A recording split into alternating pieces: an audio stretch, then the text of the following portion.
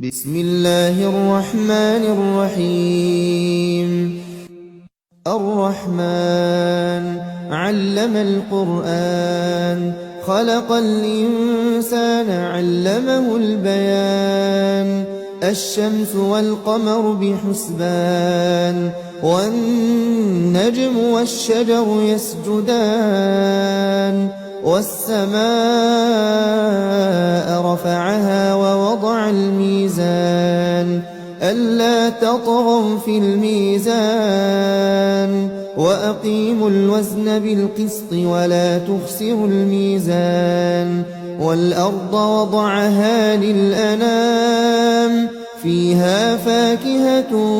والنخل ذات الأكمام والحب ذو العصف والريحان فبأي آلاء